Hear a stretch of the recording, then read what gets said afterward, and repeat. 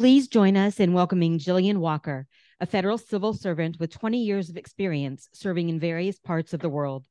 Jillian holds a certificate in Women in Leadership from Cornell University and is a champion for women's issues in her organization. She is also the sister and caregiver of Cervivor Ambassador Jen Myers. Let's give her a warm welcome as she takes the stage to share her insights and expertise.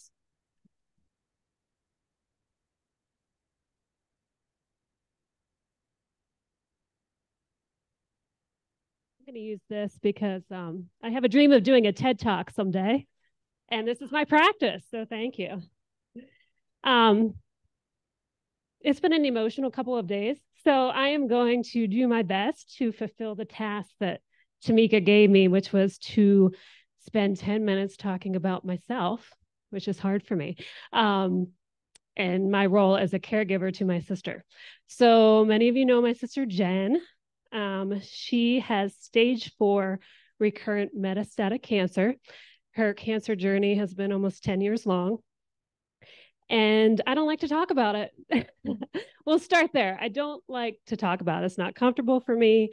When I do talk about it, usually I'm focused on Jen and, the very clinical side of what her disease has meant for her. And it's very, very rare that I talk about myself and what that has meant for me.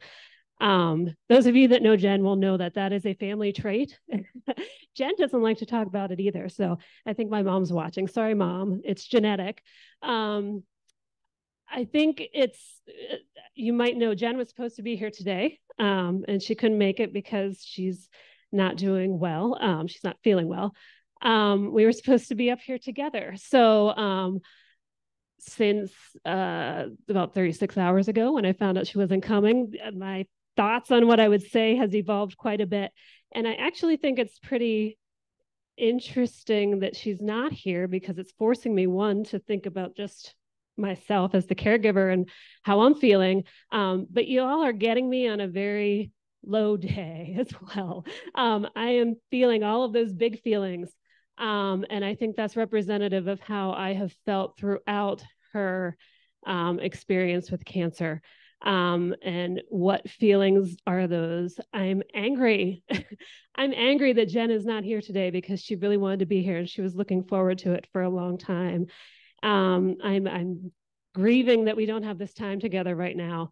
I'm sad for her. I'm sad for all of us that love Jen. I'm sad for those of you who are close to her here in this room who, want her to be here as well. I'm afraid. I'm afraid of what's next for Jen and for her loved ones.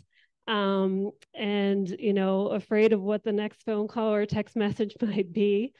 And I think that the feeling that has been recurring throughout Jen's disease, which is the hardest to talk about, is the guilt. There's a lot of guilt, I think, associated with being a loved one. I felt guilt for all the times I couldn't be there for her. Some of you know I lived overseas for many years. So for a lot of Jen's treatments and whatnot, I was very far away, and that was hard. I have felt guilt for all the times that I missed her calls, for all the times that I didn't check in on her. And I felt guilt for the fact that I have 2 beautiful children that I had with ease, and my sister can't have kids or could not have kids. Although my daughter is here and she will say that she has the best aunt in the world in Jen. So I don't think I would have been as open and candid about any of this if Jen were here. And it would have been, a more positive experience. But I think it's an opportunity, certainly, for me to be very open about it with you all. Tamika asked me to share some tips for caregivers.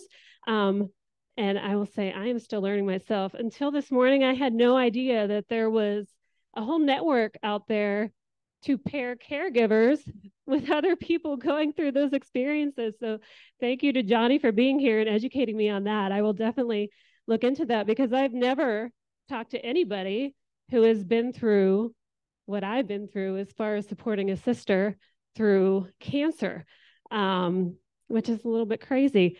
So I think that I'll certainly be looking into that. I think my whole family could benefit from that. So I guess my first tip would be that as a caregiver, you do need support as well. And you need to find those people in your life that you can talk to who will actually listen.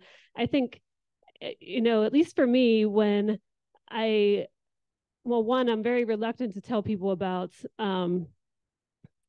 Jen's illness because it just opens the door into a big, long 10-year story that is complicated, hard to talk about. And, we all do this. We don't want to make people uncomfortable, right? So I find myself kind of shortening the story or minimizing my thoughts, my feelings about it. When I arrived here yesterday, I ran into Kim and she said, "How are you?" My instinct was to say, "I'm good." But I stopped myself. I said, "I'm in a safe place and it's Kim, so I can be honest." And I don't know exactly what I said. I think it was something like it wasn't even a word that came out of my mouth. But, just being here for the past day, being here this morning, I realized that I need to be able to be honest about how I'm feeling, right? How's Jen doing? Well, she's not great. How are you doing? I'm not great either. This is a tough time, right? Just being able to say that and not just saying, everything's fine, everything's good. Jen and I both are guilty of that repeatedly.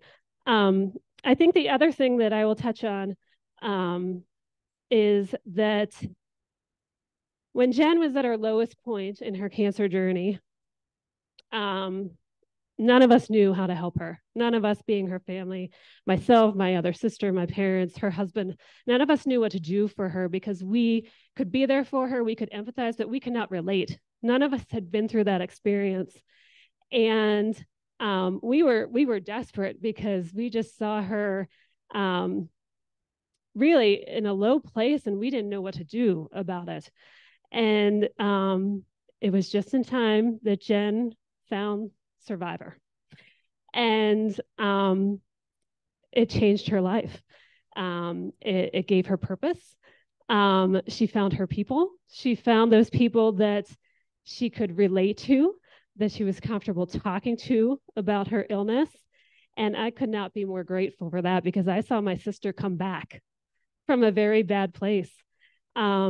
And I realized after, years that I could only do so much, that Jen had a great sister in me and another sister. We have a middle sister as well, but she had to find all of her other sisters in order to get through this journey. And she did in this group. And now Jen is very active in Cervivor. She's very active in other areas as well in being an advocate, with various groups talking about her story, advocating for trials and other things based on her experience with cancer. And I couldn't be more proud of her for that.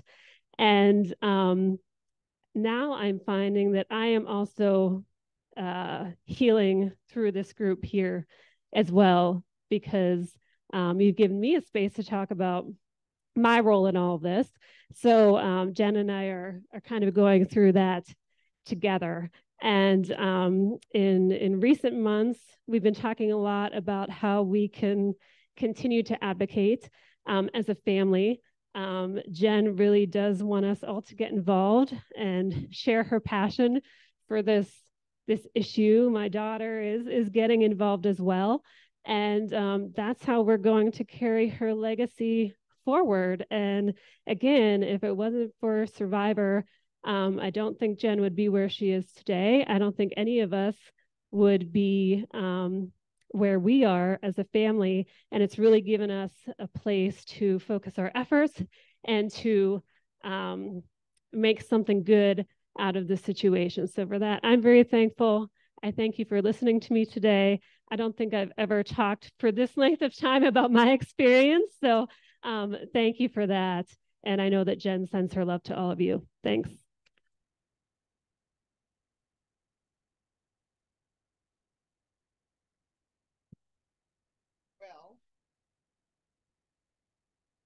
That was an amazing TED Talk.